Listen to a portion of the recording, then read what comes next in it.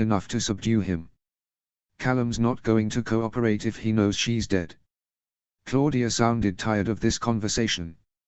We need her as a bargaining chip. You have a history, don't you? The man took a step closer to Claudia. You know her. Are you hesitating because she was once your friend? She was never my friend. Claudia snapped, stomping her left leg heavily on the floor. She's the reason my life is fucked now. I don't care about her, I care about the plan, and it will absolutely fail if Callum finds out she's dead. She glanced in Rayla's direction, shaking her head. If he finds out you cut her up and used her for spell parts, he'll tear you apart. The man scoffed, rolling his eyes. He can try. He will. Claudia paused. And he'll succeed. She took a deep breath. I'm not keeping her alive because I care about her, I'm keeping her alive because with the half-breed missing, she's the only way of keeping Callum in line. And if the initial part of the plan doesn't work, then she's our best bet for the alternative. So, what, we just wait while you try to pull this information from her? The man began to pace.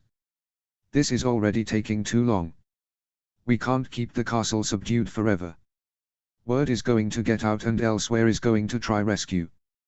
The whole point of this was to slip in without notice. Don't you think I know that? Callum wouldn't listen to me. What do you expect me to do? Wait forever? Sneering, Claudia rolled her eyes.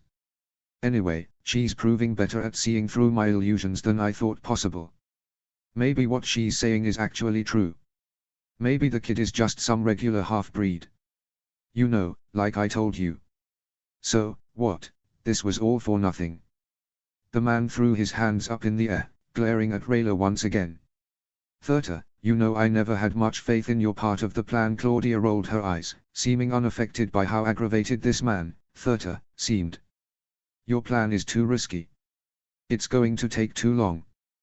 We had to try this first. You have tried it. And it failed. Claudia smirked, raising her chin defiantly.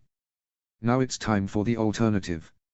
She strode over to the wash basin in the corner and picked up a hairbrush, examining it closely. Rayla watched as Claudia ran her fingers over the brush, then pinched something between her thumb and forefinger. A moment later she gently pulled on the hairbrush, a smug smile on her face as she extracted a long, dark hair. She'll come around. Callum frowned as he noticed Lane signaling to him. His father-in-law was sitting behind Teodrin, both of them astride Phoef.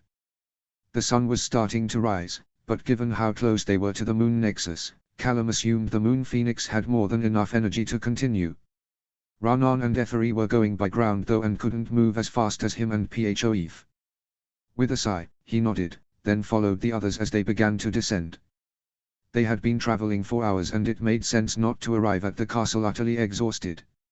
It felt like he'd already left Rayla far too long though.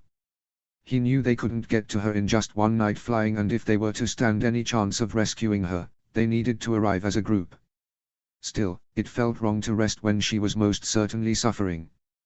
The full moon was only 2 nights away though, and they had briefly discussed waiting until it was full, and the 4 elves could use all of their power. It was a calculated decision and waiting might not be the best choice. The dark mags holding Rayla captive might fear how powerful she would be at a full moon. Hopefully they'd just try and subdue her, render her unconscious. He didn't want to contemplate them considering her too much of a risk to deal with during the full moon. Or worse. He knew from his reading of Viron's books that if dark mags wanted to harvest a moon shadow elf, full moon was the best time to do so. It was far more dangerous, obviously, the elf at the height of their power, but it also meant greater rewards for a motivated dark mage. Landing in the clearing, Callum stumbled, pushing those horrible thoughts from his head. There was no love lost between Rayla and Claudia, that was obvious. Claudia had previously shown she didn't have any regard for Rayla's life. His former friend was clever and calculating. She might want whatever she could get from Rayla's magical energy, but if Claudia was to be believed, this was about far more than Rayla. Certainly now anyway. While they had Shio safely hidden, he had to assume Rayla was alive, being held as a means to get to Shio. Claudia had to know he'd come back to rescue Rayla. It was a matter of whether Rayla was too dangerous to keep alive or whether they needed her as a way of controlling him. Getting to Shio that way.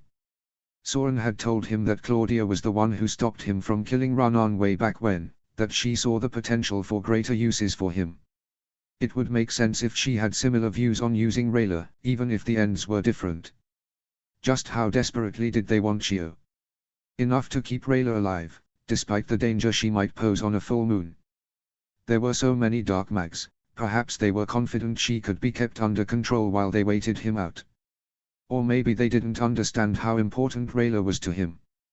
Perhaps they didn't know he would do anything for her. Had done many things he'd previously considered unthinkable when she was threatened. Or perhaps they did and were banking on him giving up his daughter for Rayla. He sighed, shaking his head as he tried to banish his racing thoughts.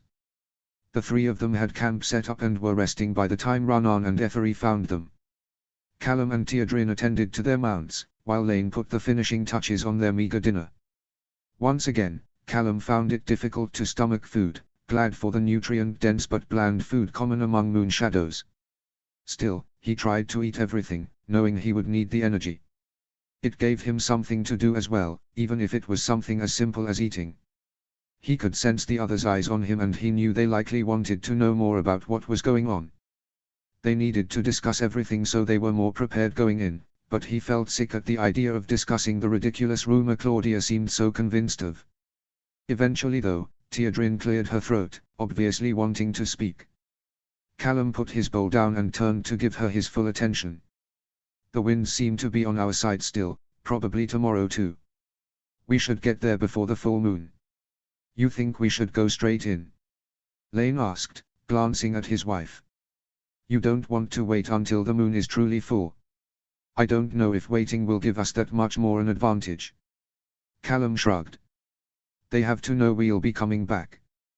They suspect you'll be coming back, but it can't be common knowledge that you'll come with us. Teodrin looked at the others, clearly trying to gauge their feelings on the matter. Callum frowned, pondering this for a moment. That's true, I suppose. Rayla will be in a better position to help on full moon too. Teodrin continued. They'll be prepared for her to do something though. Claudia will expect it. He could see the merit in Teodrin's position, but he didn't want to delay.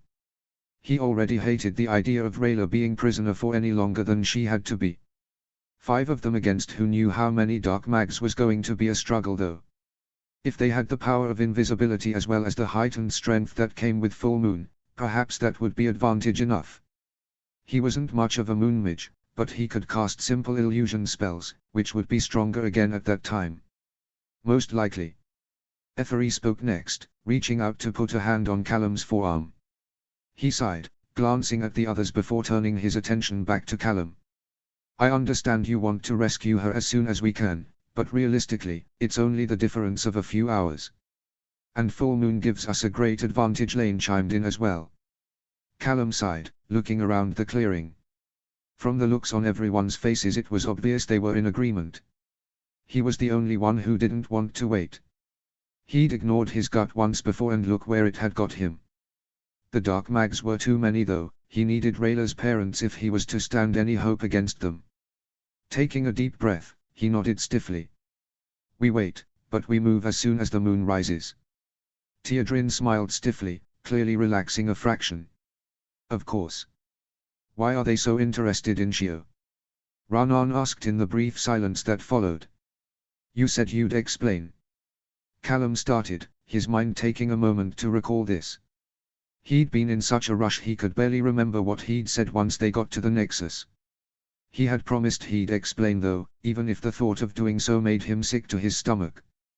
They did need to know exactly what was going on. Who knew what sort of plans and deceptions Claudia and these dark mags had concocted and what they might be faced with once they got to the castle. He sighed, unable to look any of them in the eye. They think Shio is my biological daughter. But she's half Skywing, how Lane started, then paused abruptly. A tense silence followed, and Callum tried to resist the urge to explain. I don't know. Claudia said, because we couldn't have children together. Apparently these dark mags think maybe Rayla just wanted a baby so badly she didn't care. That's preposterous, Ranan snorted, putting down his bowl. Who in their right mind would believe that? Any of that? Callum felt his hands begin to tremble as he shook his head, feeling a tiny measure of relief at Ranan's response in particular. I don't know. Maybe they really want to believe it. Rayla said she'd heard this rumor too. Before all this. It's the first you've heard of it though. Teodrin sighed. Yes. He swallowed, his mouth suddenly dry. I don't know why she didn't tell me, or well, I do I suppose. She explained why but, he sighed, shaking his head. None of that seemed relevant now, but he couldn't stop thinking about it. Wishing he'd known, so he could at least have been aware. Maybe Rayla had been right. Maybe knowing wouldn't have made a difference. It didn't change anything right now though, which was what he needed to focus on. Lane leaned forward, putting a hand on his shoulder. We'll get her back, Callum. Callum nodded stiffly, not willing to consider the alternative. Notes. Well, Callum has reinforcements at least, but will they be enough against a group of dark mags? Or even just Claudia? Callum's not really one to let insurmountable odds get in his way though, is he? Chapter 11. Summary. Rayla's situation finally reaches breaking point, while Callum and her parents desperately try to make it back to Catullus. Notes. Hello again, readers. Here we are, penultimate chapter. Thanks for all your lovely comments on the previous chapters. Perhaps some questions will be answered this time around. See the end of the chapter for more notes. Chapter text. Claudia examined the hair held delicately between her fingers, holding it up to the light. Is it his? Thurta frowned at it, leaning in to get a closer look. It has to be. Claudia shrugged, stepping back from him with a scornful look. It's not hers. She glanced at Rayla dismissively. And the half-breed has blue curly hair. Grasping the hair in her fist, she turned to the door. It's his and it's exactly what I need. Pausing, she glanced at Terry. You coming, baby? I might stay here. Terry bit his lip, rubbing the back of his neck. I'll keep an eye on her while you work. Okay. Claudia frowned a little, but left regardless. Thurta glanced at Rayla, his nose upturned, before he followed Claudia out the door. Terry sighed as the door closed, glancing at the two remaining guards. Has she eaten? Or been given water? The woman scoffed, shrugging her shoulders. We didn't feed her. The man spoke up. Not sure it's a good idea either. He nodded at the window. Getting close to full moon. We don't want to give her any extra energy. Terry looked to the window too, then to a table in the corner. She needs water at least. The two dark mags watched him but didn't comment nor try to stop him. Filling a cup, Terry turned back to Rayla. He took a seat in front of her and raised the glass. I've seen you in action, so you'll understand why I don't want to untie you for this. He looked apologetic, a clear wince on his face as he said this. Rayla wanted nothing more than to knock the water from his hand, to spit in his face, but he was right, she needed water. If she was going to escape, she needed to be as strong as she could possibly be. And it had been far too long since she'd drank anything. Or at least she thought it had been. She couldn't trust her memories lately. Begrudgingly, she allowed Terry to lift the water to her lips, the liquid soothing as she realized how incredibly thirsty she actually was. Terry refilled the cup until the jug was empty. Rayla was tempted to ask for more, but considering she likely hadn't eaten or drank in days, she worried she might get sick from drinking too much, and she definitely couldn't risk losing what precious water she had drank. Taking a deep breath, Terry remained sitting before her, clearly trying to think of something to say. Rayla stared at him, annoyed and satisfied in equal parts when he couldn't maintain eye contact.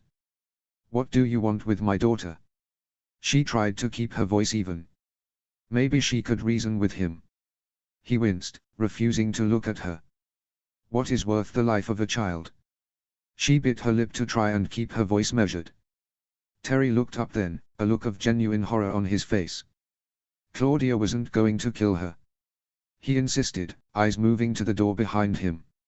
She just needed some of her blood. You believe that? Rayla snorted, rolling her eyes. Claudia wouldn't lie to me. He leaned forward a little. She gave you back your parents, didn't she? Viren took them first. Rayla spat through gritted teeth. It doesn't have to be like this. Terry sighed, eyes darting to the rope binding her to the chair. We could all work together. I won't let you touch her. Rayla cursed the treacherous tear that slid down her cheek. I'll die first. This is all pointless. Terry sighed, shoulders slumping a little more. If you'd just listen. I don't trust anything you or Claudia have to say. Rayla snarled as the door opened once again. Claudia entered, a silver tray in her hands. She started for a moment, clearly surprised to find Terry sitting in front of Rayla. He got to his feet, looking guilty, but Claudia merely shook herself as she took the seat instead. What now? Rayla rolled her eyes, tired and scared. These illusions were wearing her down, crushing her heart and pushing her to breaking point. The thought of once again being forced to watch Callum and some imaginary phantom woman made her stomach turn. I believe you, okay. Claudia smiled at her, the gesture looking vapid and shallow. Setting the tray on the short table by her chair, she turned to Rayla, giving her full attention.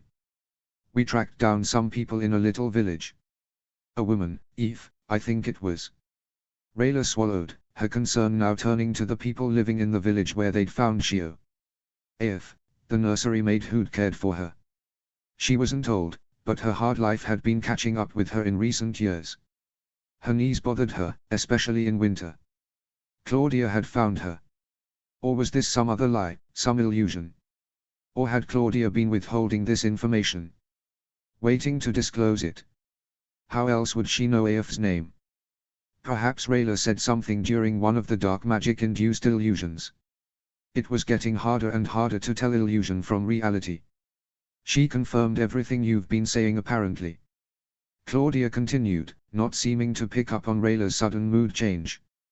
You two found a baby. Said you'd take her to Catullus and then decided to keep her for yourselves. She smiled that empty smile again. So noble. Hurting Shio will gain you nothing. Rayla's voice was thin as she pushed herself to speak. This was good. She needed Claudia and all the dark mags to accept this. To leave Shio alone. She knew what that meant for her though. If they really, truly believed this, believed the truth, she'd outlived her usefulness. Claudia shrugged but didn't comment on what Rayla had to say. Instead, she picked something up from the tray, opening her hand and revealing a short, stubby branched horn. From the coloration, Rayla suspected whatever animal it had come from was connected to the moon primal. Maybe a baby moon strider or even a Koak. Not that it mattered. Whatever twisted spell Claudia had planned, it was unlikely to be something Rayla had ever heard of. I can give you what you want, you know. Claudia nodded at the tray and the various other items strewn across it. I can give you Callum's actual baby. A baby together. Rayla's breath caught in her throat as her mind went momentarily blank. What could Claudia possibly be proposing? Using dark magic on her. To somehow impregnate her. That wasn't possible, was it? Dark magic couldn't, but then that homunculus, dark magic had created that. Her stomach twisted in revulsion, the idea of such a creature growing inside her enough to make her sick. No. Don't. She pulled against her bonds, fear and hopelessness battling as she saw Claudia's eyes go dark once again. Stop. Colors began to mute once more. Fading away. She gasped, pain hitting her like a hot poker in her abdomen. Rayla, you're doing so well. She turned, finding Callum by her side, holding her hand. Callum. He smiled, leaning forward to kiss her temple. It's all right, Rayla, you're nearly there. What? She breathed just as another wave of pain hit her and she cried out. Almost there, Lady Rayla.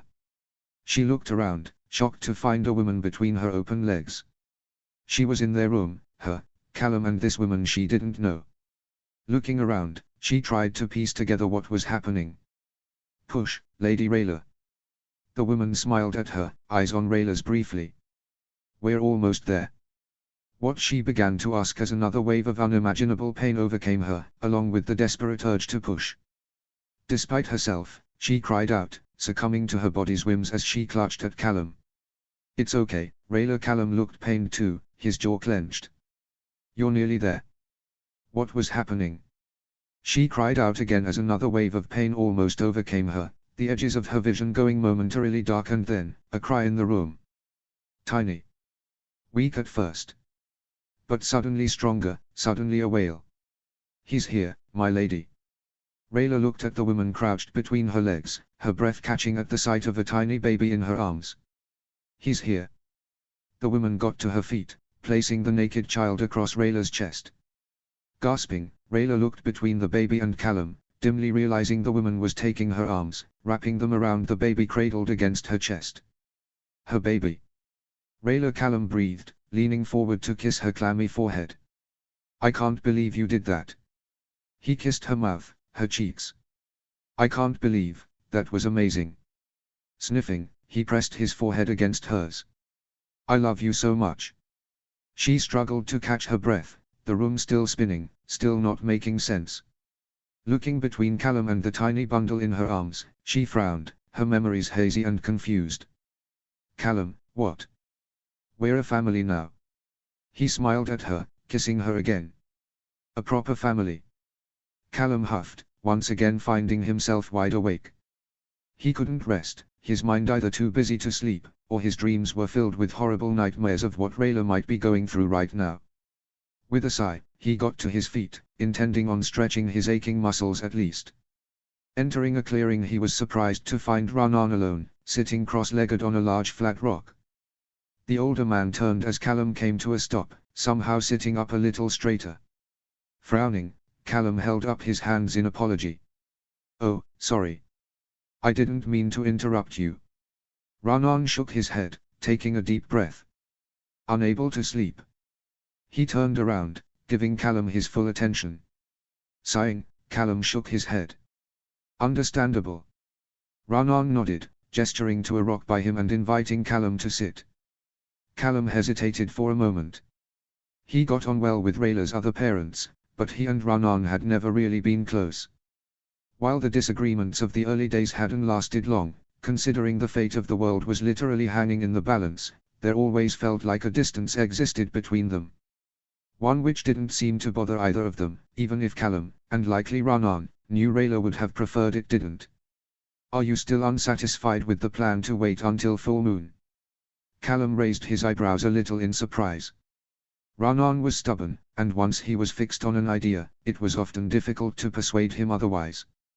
He certainly rarely sought out discussion after the fact. Leaning back against the rock by Ranan, Callum shrugged. "It makes sense. I know that, but I feel useless just waiting." Ranan considered this for a moment, letting the silence draw out. "Your brother?" Callum sighed, worrying his lip. He was concerned for Ez too, obviously, even if his immediate concern was for Rayla. He didn't think Claudia, or these dark mags would benefit from hurting Ez, but he was hardly in a good spot either. "Ezran is there. Everyone else is too, I guess. And I want to rescue them all, it's just. Rayla is worth more to dark mags." Ranan spoke softly, almost as if he didn't want to breathe life into those words. Callum nodded, his eyes turning to the moon above. "Claudia, she and Rayla," he took a deep breath, eyes falling to his hands. "There's a lot of history there."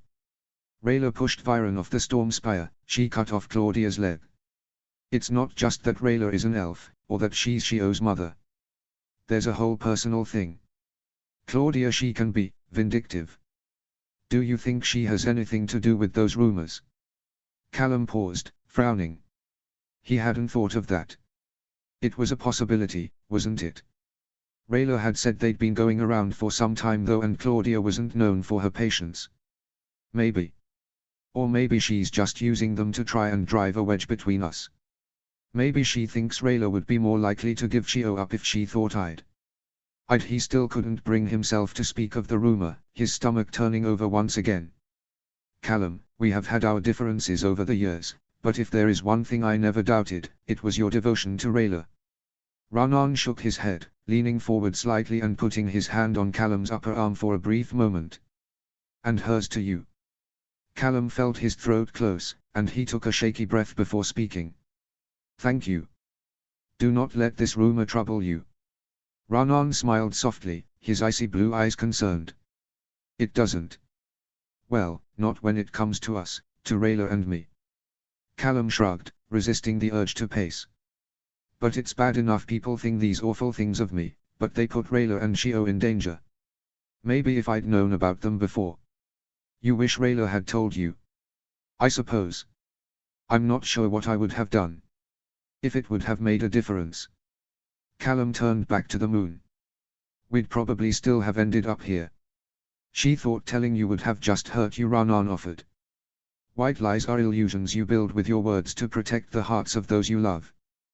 Callum sighed, his eyes still on the sky and the near full moon that loomed over him. I get that. I understand the moon arcanum. I just wish. I feel like this is something I thought we'd both learned long ago. Get out of my head. Rayla bit her lip as hard as she could, the ropes restraining her burning her wrists as she pulled against them. Claudia sighed, slumping in her chair. You're making this so much harder than it needs to be. She scoffed, getting up and pacing. You have something I want, and I have something you want. It doesn't have to be this difficult. You have nothing I want. Rayla snarled, glaring at Claudia. Rolling her eyes, Claudia retook her seat. Really? You're going to try and convince me of that? I don't care what you think. Rayla swallowed, blinking past terrified tears. She'd thought this couldn't possibly get worse than it was. She worried she might somehow give up Shio in an illusion-induced delusion or be carved up into pieces and used against Callum, used to hunt her daughter down. But what was this? Potentially used as some kind of dark magic vessel for who knew what. So, you're telling me, if, given the chance, you wouldn't have a child with Callum? If I could help, if I could make that happen, you'd say no. Claudia rolled her eyes as she crossed her arms over her chest. Rayla took a deep breath, her eyes fixed on Claudia. I have a child with Callum. You know what I mean. Claudia sighed, as if this whole conversation was boring and tedious. A child of your own flesh and blood. A child you made together. No looking away, Rayla shook her head. Something made of dark magic, made under these circumstances. That's not a child we made together, surely even you can see that. I don't want your help. She couldn't stop herself from sneering on the last word. What Claudia was threatening to do to her, how she was phrasing it, it would be torture, not assistance. I don't want anything from you. Rayla took a slow deep breath, closing her eyes as she attempted to slow the rapid beating of her heart. She was beyond exhausted by this all. Why don't you understand? This could help everyone. Humans and elves. Claudia's frustration was clearly growing. You get the baby you always wanted and all we need is a few drops of its blood. Rayla sighed, electing not to respond to Claudia. It was clear she couldn't reason with the dark mage. Claudia had proposed switching the king's soul with an unknown soldier, she'd collected the scattered remains of her father and pieced him back together. She'd tried to bargain resurrecting Harrow for the location to Aravo's prison. She clearly did not see the world, morality, like other people. You're nothing, you realize that? Claudia leaned around, clearly trying to catch Rayla's eye. No one. Meaningless. Callum is the one they're interested in. Callum's baby. He's the remarkable one. You're just some elf. There are plenty of other elves out there. We could take our pick. Even after everything you've done to me, I actually am trying to help you. You're only trying to help yourself. Rayla glared at her, though she could think of nothing else to say to Claudia, no way to convince her. I don't even need Callum here. Claudia continued unperturbed, holding up the strand of hair. I just need someone to carry the baby. Leaning back in her chair, she twirled the hair between her thumb and forefinger. There are plenty of other elves in the castle these days. The door opened and Thurta strode into the room, sighing angrily once again. Are you still at this? He gestured to the tray, the various ingredients scattered across it. Do the spell and let's get the hell out of here. Because it's just that simple. Claudia rolled her eyes, getting to her feet and gesturing for Thurta to follow her to the corner. This is an experimental spell.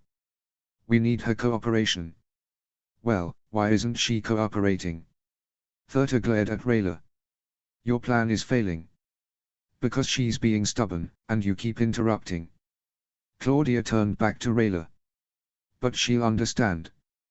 This way everyone gets what they want. I told you, you have nothing I want. Rayla shook her head. You and Callum get the baby you always wanted, and we just need a little bit of their blood, and then everyone can do magic. Claudia continued as if Rayla hadn't spoke. Everyone wins. You cannot control me for that entire time. Eyes fixed on Claudia, Rayla continued. I won't let this happen. I'll end it. Then you've sealed your fate, elf. Thurter stepped forward, sneering at Rayla before he turned his attention back to Claudia. Enough of this. We have what we need to proceed with your plan. He gestured to the tray of ingredients on the table. Let's harvest her and get out of here. It looks like you're right. Claudia shrugged, glancing between Thurter and the hair in her hand. We should wait until full moon though. She's far more valuable then. We'll need to subdue her, restraints won't be enough. Her magic will be heightened as well. We won't have to worry about that. Claudia snorted, smirking at Rayla. She's never been a mage. She's not even a very good assassin. Rayla looked away, hoping she appeared broken and resigned. While she would always be a far better warrior, Claudia was wrong about one thing. She could do magic now. Amusing Shio had been the main driver for her to learn, and most of the spells she could confidently use were simple illusions designed to keep her daughter happy, but with the upcoming full moon, perhaps she could push herself to perform something bigger. Such an attempt could be dangerous. Moon magic could turn on the caster as well, but if it stopped these dark mags from potentially going after Shio, then she'd have to risk it. And it was no longer Shio in danger. If they planned to create some poor child using Callum's hair, if they wanted to use this innocent in whatever twisted experiments they had planned, she needed to stop them now, in whatever way she could. I'll inform the others.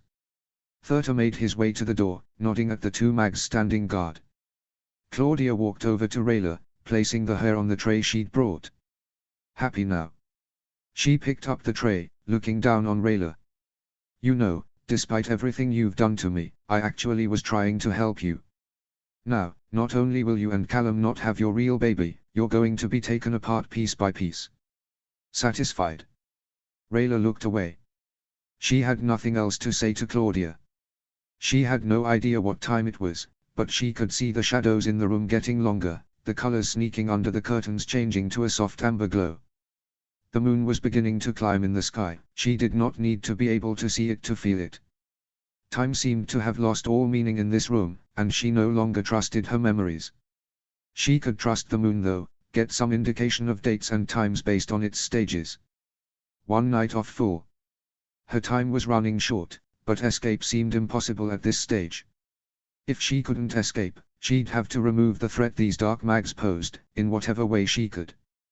One way or another, this nightmare would be over soon. Notes. Oh dear, Rayla seemed resigned to not getting out of this one. Old habits die hard, I suppose. Grimacing face. Chapter 12. Summary. Callum and the Moon Shadow Elves finally make it to the castle, but will they reach Rayla in time? Notes. Hello readers. OMG, we have Season 6 release date. 5 days, people. I gotta say, the brain rot has already set in, and editing this was a bit more of a slog than editing usually is. Smiling face with open mouth and cold sweat, it was very hard to concentrate on anything but the teaser trailer. See the end of the chapter for more notes. Chapter text. Callum pushed himself to keep up with the elves. Having connected to the moon, he could see better in the dark than other humans, but times like this reminded him of how that was different to the innate abilities of elves. Knowing their primal source from birth, from the moment they came into this world, their arcanum connection was more like an extension of their body than knowledge or understanding. He looked up at the moon, though he didn't need to.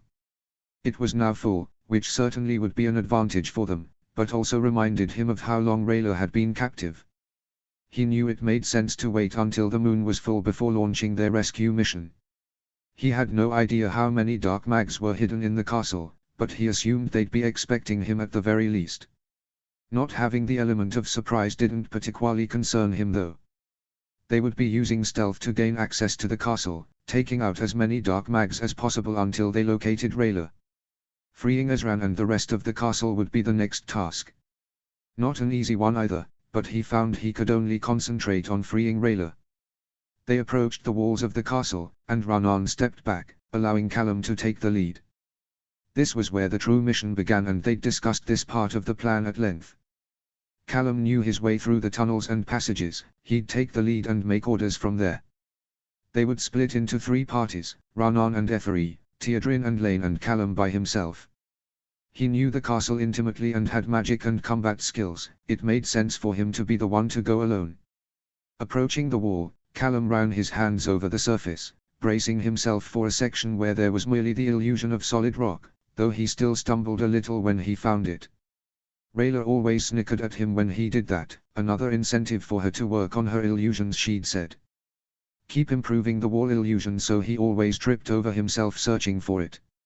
He sighed at the memory, heart aching with longing. He'd see her soon though. So soon.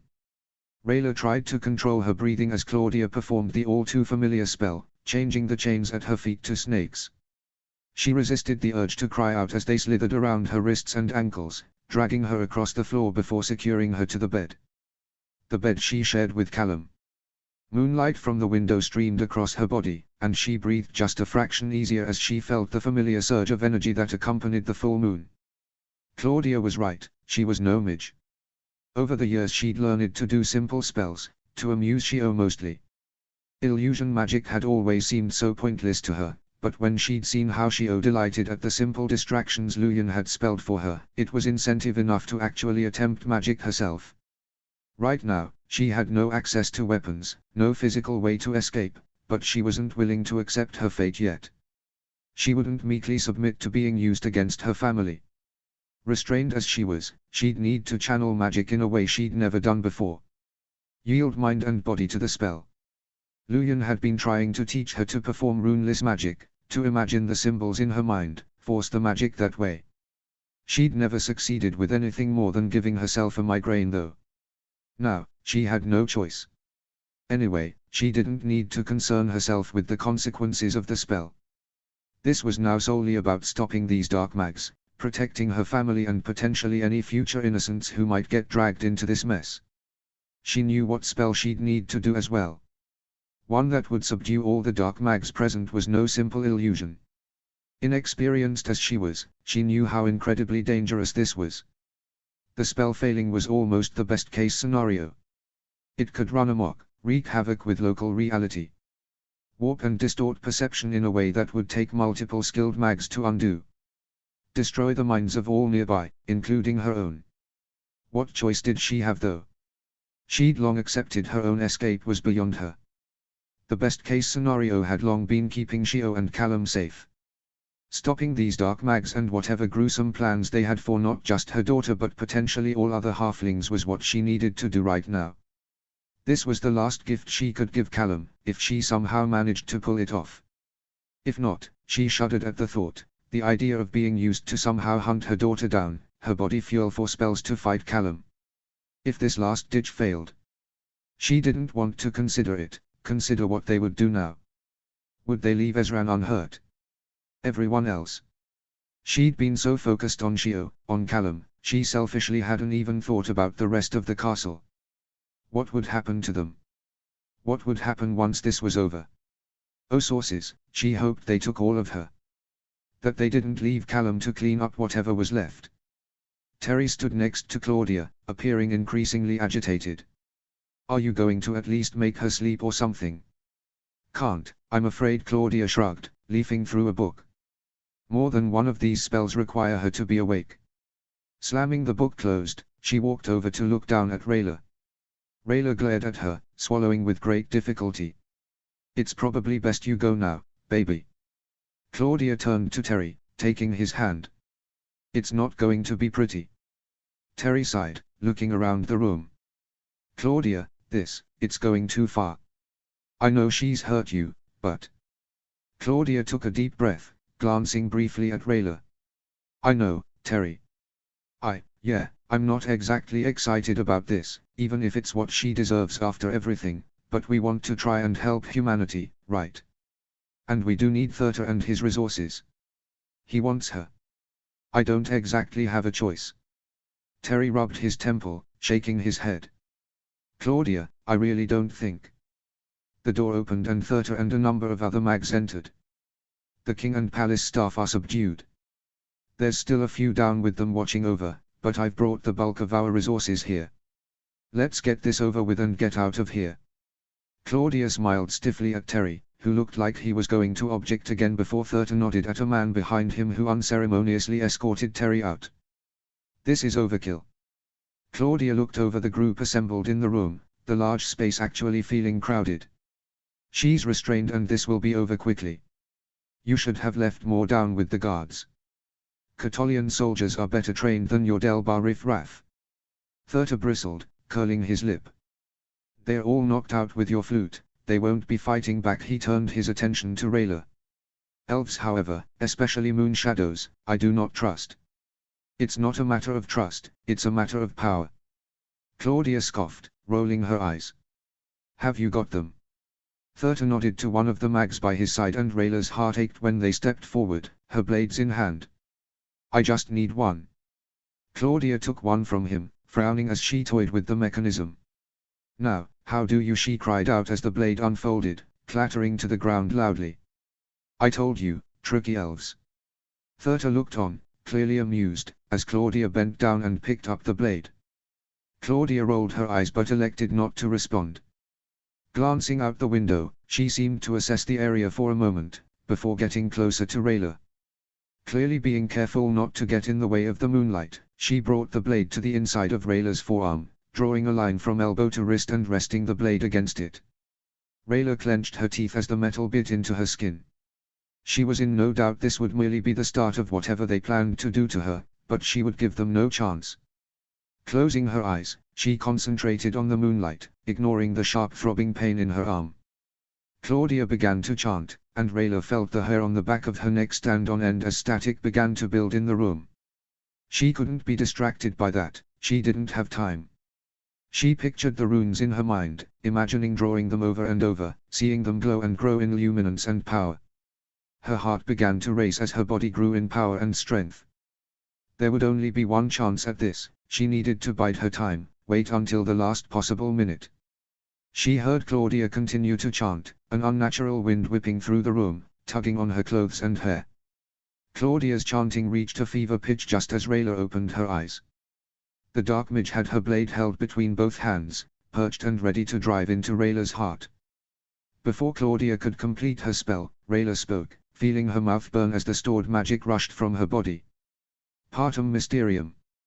Callum pushed the painting back a fraction, glancing down the hallway before pulling it fully open and holding it for Teodrin and Lane. Ranan and Ethery were already on the first floor searching, and they'd agreed Teodrin and Lane would search the family wing. You remember the layout? Callum asked, continuing to look around for any sign of dark mags. So far, they had encountered no one, the entire castle unnaturally quiet. It unnerved him more than running into resistance. Well enough, Lane whispered, shifting his sword. We'll activate our Wingaling if we find her. Teodrin tapped her pocket, where the little clockwork mouse-type device was resting. We can regroup and then decide what to do from there. Callum sighed, preparing to go back into the walls himself. His task was going to be to check the old dark magic tunnels for her, where he very much did not want to find her. Still, he felt like he still knew Claudia well enough. If she was keeping Rayla alive to use as a resource, it seemed like the most logical place to start. I'll contact you with Suzaras distance if I find her first. Taking a deep breath, he tried to slow his pulse as he made his way to the sealed tunnels. Claudia gasped as a blue-white light rushed from Rayla's body, stumbling back a fraction. Rayla's body convulsed, struggling to divest itself of the immense power that had built up inside her. Her vision swam as she tried desperately to focus on what was going on. Dad. Claudia dropped the sword to the ground as she covered her mouth with her hands, staring at something to the side of the bed. Rayla looked around, confused. Viren was dead, wasn't he? What was happening? She looked around, trying to make sense of what was going on. There were people all around her, They looked confused. Drunk perhaps. Some were on the floor clutching their heads, while others struggled to stay on their feet. Where was she? Trying to sit up, she frowned to find her arms and legs restrained. She was chained up. Tugging against her restraints, she found they didn't seem secured, slackening as she worked herself free. The room swayed before her eyes as she sat up, trying once again to make sense of where she was. So many humans, all around her. She needed to get out of here. Stumbling to her feet, she tripped over something. Looking down, she felt a surge of recognition to find a blade on the ground. Her blade. Picking it up, she scanned the room for its twin, relaxing just a fraction to find it lying across a table. Reaching for it, she gasped to see blood on the inside of her arm, a long thin cut marring her skin. These humans had captured her. She had to escape. Crashing into the threshold of the door, she stumbled into the hallway.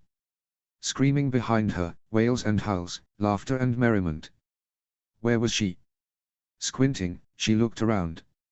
Rayla. The world swam before her eyes as an Earthblood elf suddenly filled her vision. Rayla. What happened? I saw something and thought he looked her over, hands hovering over the blades clutched in her hands. They let you go. What? She shook her head, trying to dispel the confusion. She was in a building, a castle from the looks. Was did, the Earthblood swallowed, looking pale and frightened. Claudia let you go? He asked, sounding hopeful. Rayla narrowed her eyes at him, trying to make sense of everything. The Earthblood backed up, his hands raised in submission.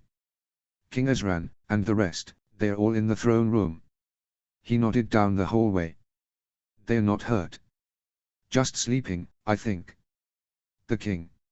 Frowning, Rayla stood up straight, taking in her surroundings once again. There were paintings on the walls. Paintings of humans, so many humans. Humans in the room. Hurting her. Raising her bladed hand to her temple, she squeezed her eyes shut, bits and pieces of her memory coming back to her. The king.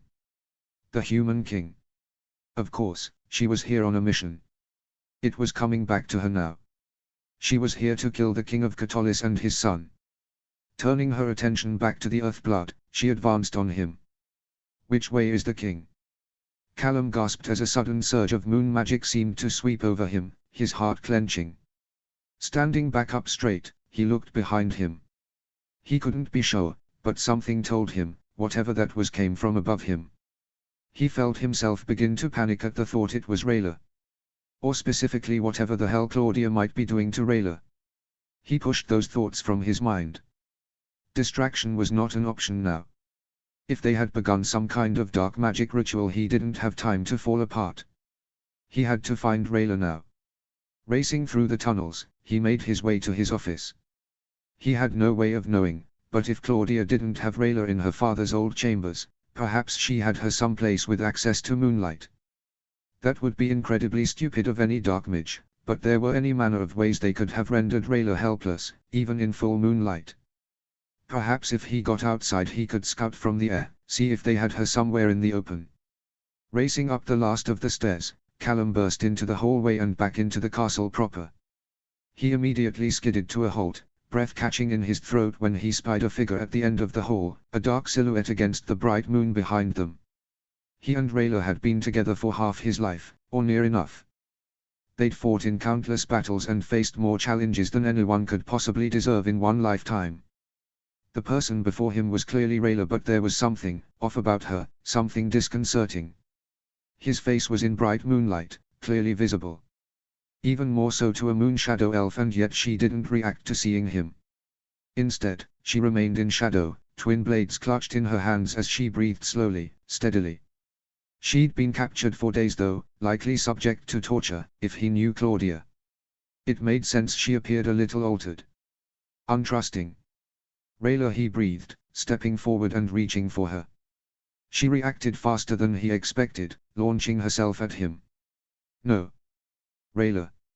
He barely had time to brace herself before she swiped at him with her blades, the bright steel flashing as it connected with his staff.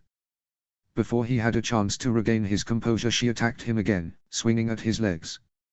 Using his connection to Sky, he leapt up and over her, landing behind her but rolling forward to put distance between them. Rayla's blade struck the flagstones where he had just been, sparking off the stone. Rayla. It's me. He jumped to his feet, raising his staff to ward off her attacks. It's Callum. Prince Callum. She clenched her teeth, slashing at him over and over. What? Yes.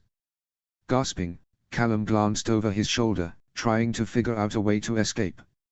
She was driving him backwards, pushing him towards a stairwell. He'd sparred with Rayla countless times over the years, daily at certain points, but it was never like this. Even when she'd chased him through the castle the day they met. She'd been trying to catch him, to get information out of him. She hadn't initially been trying to kill him. She was now, though, he could tell.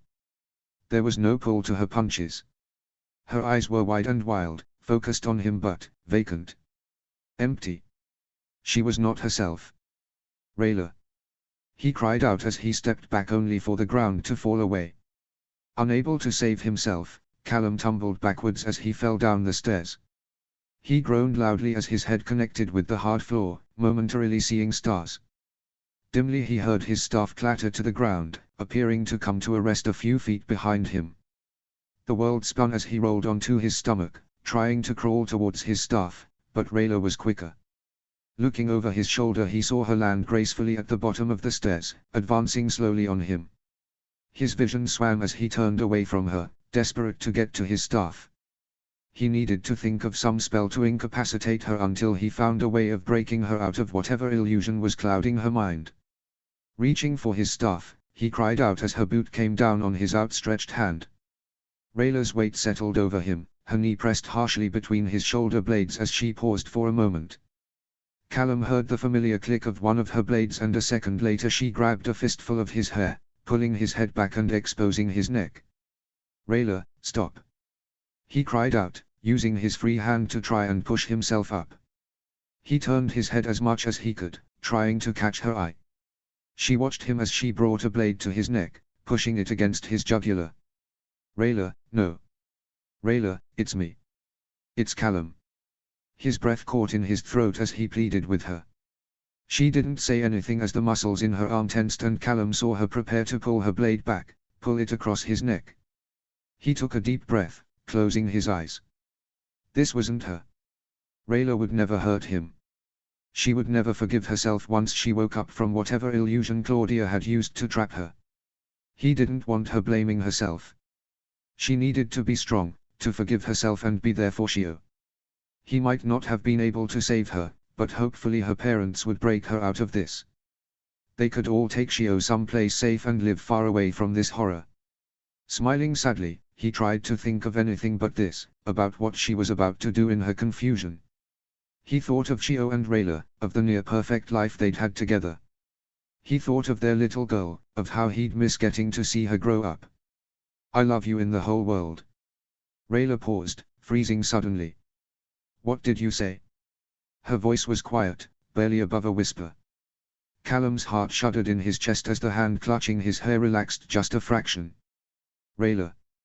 He opened his eyes, glancing over his shoulder at her. She was staring at him, her eyes dim and unfocused. Did you say? Tears filled her eyes as she began to shake. Callum. Yes, it's me, Rayla. He leaned back, smiling as he tried to catch her eye. It's me. She gasped, dropping her sword and getting off him quickly. Callum, what? Oh fuck, what have I done? Her entire body began to tremble, and she covered her face with her hands. It's okay, Rayla. Callum wrapped his arms around her, pulling her into his embrace. You're safe now, everything's going to be okay. I nearly killed you. She sobbed into his neck, clutching him desperately. You were confused. He stroked her hair, trying to reassure her. You didn't know what you were doing. Are you hurt? Leaning back, Rayla looked him over, running her fingers across his arms and shoulders. I'm fine. He took her hands in his, smiling at her. I'm here with you. You're safe. He embraced her again, feeling tears sting his own eyes. You're safe. Rayla leaned back suddenly, her eyes wide and frantic. Shio. She's with Luyan. He assured her, holding her cheeks in his hands and wiping the tears from her face. She's hidden by an illusion. Leaning forward, he kissed her forehead, sighing as the tension, the fear and exhaustion of the past few days began to make itself known. She's safe. You kept her safe. Rayla shuddered, embracing him tightly. I'm sorry. I know you didn't want to go on without me, but I didn't know what else to do. I know.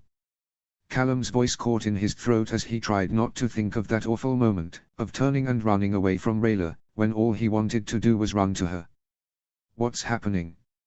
She moved back, eyes darting around the hallways. Where are the rest of the dark mags? I don't know. You're the first person I've run into. Reluctantly, Callum got to his feet. We should regroup, see what the status of everyone is. They took us by surprise, but we had that advantage today. Hopefully it's been enough to get the upper hand. Rayla nodded, taking his hand when offered. Were there many of them? I'm not sure. Callum frowned, shaking his head as he took her hand and they took off jogging through the hallway. He didn't want to bring Rayla towards danger, but he didn't want to part from her either. She wouldn't leave without her parents though, so the quicker they found them, the quicker they could be back with Shio. And he needed to find Ezran now as well. Your parents came back with me, but we split up as soon as we got here. Were there many besides Claudia with you? I don't really remember. Rayla furrowed her brow as she took a deep breath. Maybe 20 or so. 20? Callum stopped, turning to look at her. How did you escape? Partum Mysterium. Rayla sighed, struggling to make eye contact with him. Callum hissed, squeezing her hand. Well, that explains how out of it you were a few moments ago. He'd read about that spell, one capable of casting an illusion that affected a large area or number of people. He'd never attempted it though, far too worried about what could happen if he messed it up. Rayla's eyes darted down the hallway. They are still in our room, I think. The mags and Claudia. She shook her head. Callum, I don't know how to undo that spell. Callum pulled her hand closer, squeezing tightly. Whatever Rayla had done in order to escape was powerful moon magic, clearly warping her own perception too. There might not even have been a way to undo its effects, those mags could be trapped in that illusion forever. They got what they deserved. Notes. Huzzah, Raylan reunited. Short epilogue to follow, but I'm updating both simultaneously. Thanks for reading. Chapter 13, Epilogue. Summary. Callum deals with the personal fallout from everything that happened and makes an important decisions about his future. Notes. And we are done. This epilogue was originally part of the previous chapter, but that ran much longer than previous chapters and the vibe felt different enough. Still, I didn't want to go another week without updating as it's mostly a postscript. See the end of the chapter for more notes. Chapter text. Rayla leapt from Phoef as soon as she deemed it safe. Her knee smarted as she connected with the hard marble of the Nexus steps, but she pushed the pain from her thoughts as she raced towards Shio. She could hear Callum hurrying behind her, but she didn't wait for him. Mama. Shio ran free of Luyan's hold, a wide smile on her altered face. Shio. Rayla swept the little girl up into her arms, her voice catching as she held her tight. Are you okay, sweetie? I miss you, Mama. Shio whispered into her ear, her little fingers grasping Rayla tightly. I miss you too, sweetheart. Rayla sighed with relief, slumping to the ground as Callum finally joined her. He took a shaky breath as he threw his arms around the two of them, pulling them tight against his chest. Hi Dada. Shio wriggled a little so she could embrace them both. Thanks for bringing Mama back. Snorting, Callum sighed as he sat back on his rear, holding Rayla and Shio's hands in each of his. I promised I would, didn't I? Yep. Shio grinned widely, looking none the worse for her recent experience. Rayla wiped her eyes, reaching out and running her fingers through Shio's illusioned locks. Scrolling a rune in the air, she dispelled the illusion, smiling once again as the little human girl vanished, replaced with their pale, teal-haired daughter. You're crying, Mama. Shio frowned at Rayla's tears, her clumsy hand reaching for her mother's cheek. Are you hurting? No, sweetie. Rayla took a shaky breath, pulling Shio into her lap as she leaned into Callum. Not at all. I'm happy, little one. Very happy. Callum landed on the battlements, banishing his wings and nodding at the guards as they saluted him. Running a hand through his windswept hair, he took a deep breath as he made his way to the tower and descended the spiraling stairs. Everything seemed more or less back to normal. The dark mags were gone, or so Ezran had written. The ones guarding everyone in the throne room had been efficiently dispatched by Ranan and Eferi, whereas the others they found in his chambers. They certainly didn't seem like a threat to anyone. Not anymore. Ezran, compassionate as always, had found some place for them to go, to be guarded and watched over, though they all seemed trapped in their own personal illusions. No longer a threat, Ezran had insisted. After everything they'd nearly done, Callum wasn't exactly satisfied with that outcome. Still, he didn't have the energy to deal with that now. Rayla was still recovering from the effects of whatever illusions Claudia had inflicted on her, as well as the rebound from her own spell. Wasting time worrying about the fate of dark mags was something he didn't care to do anymore. The guards on either side of the doors stood to attention, before opening them and letting him into the throne room. Taking a deep breath, Callum walked past them. He approached Ezran, feeling more apprehensive than he had in years. Hey Callum, you're back quicker than I thought you'd be. Ezran gestured for his advisors to carry on without him as he hurried over to Callum. How are Rayla and Shio? Resting. Callum looked around, not particularly wanting an audience for this conversation. She's been through a lot. Ezran nodded, gesturing for Callum to join him in the antechamber of the throne room. What's on your mind, Callum? Ezran smiled sadly at him, and Callum had a feeling his brother might know where this conversation would be going. Despite himself, Callum felt nervous. He was confident in his decision, but it still felt like letting Ezran down. We've been talking and... You're leaving. Or well, you're not coming back. Ezran squeezed his shoulder, still smiling. It's okay, Callum, I understand. Callum sighed, not exactly surprised by how accepting Ez was of things but feeling no less guilty because of it. What I said, back before everything. You were right, obviously. Ez sighed, nodding. I should have just let you go. No, not that. I don't think, none of us expected what happened. Dark mags infiltrating the castle. He pushed those thoughts from his head. I'm sorry. I acted like an ass. You were just looking out for your family, Callum. Ezran shook his head. I should have listened to you. I acted like an ass. Callum snorted, smiling sadly. Guess we'll both have to do the jerk face dance. Ezran stepped forward and hugged him. I'm going to miss you guys. Us too, Ez. Callum held him back. We'll visit as much as we can. And it's not forever, I don't think. He stepped back, looking around the large room. Just, for a little while. Ezran nodded, wiping his eyes. You know you'll always have a home here, Callum. Callum sighed as the now familiar patch of forest came into view. Their home was pretty humble at the moment, but Eferi had promised to send some books on Moonshadow construction techniques and Callum was looking forward to trying to make something a bit more comfortable for them all. At the moment, they had everything they needed to keep them going. Decent shelter, access to fresh water and the beginnings of a vegetable garden.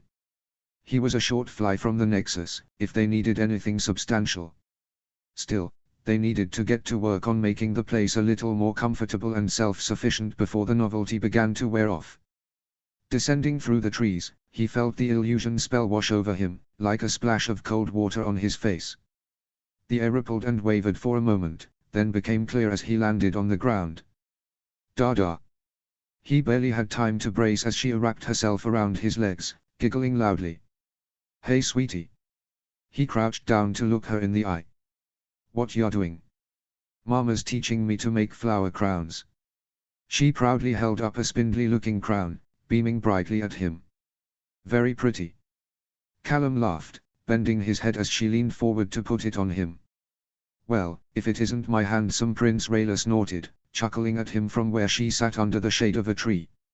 Ex-prince, he corrected, striding over to join her. With a contented sigh, he collapsed to the ground beside her, leaning over to kiss her cheek. X. Did it go badly? She frowned, clearly concerned. No, Callum shrugged, leaning back against the tree as he intertwined their fingers. Ez was sort of expecting it. He took a deep breath, feeling the weight of so many things lift from his shoulders. It's just nice to be us for a while, you know. Just the three of us. Rayla squeezed his hand as they both sat closer together, watching Shio happily plucking flowers from the forest floor. Ezran was okay. Yeah, he was. Callum nodded, turning a little to look at her. He made me promise we'd write as often as possible. And send him drawings of Shio. Rayla chuckled, eyes on their little girl as she sang happily to herself. I'm sure you can manage that. Resting his head on Rayla's shoulder, Callum sighed. Are you okay? Rayla squeezed his hand once again, leaning forward to catch his eye. Yeah, Callum swallowed, watching Shio for a moment, before turning his attention to Rayla. Yeah, I am. The castle and the titles and that. I know we're both still awful at making bread and I guess I'll get sick of laundry soon, but. Rayla laughed softly, smiling at his rambling. Missing the luxury already? No, Callum rolled his eyes, leaning forward to kiss her. But you two are more important to me than anything in the world. Callum reached for her face, stroking her cheek. I love you.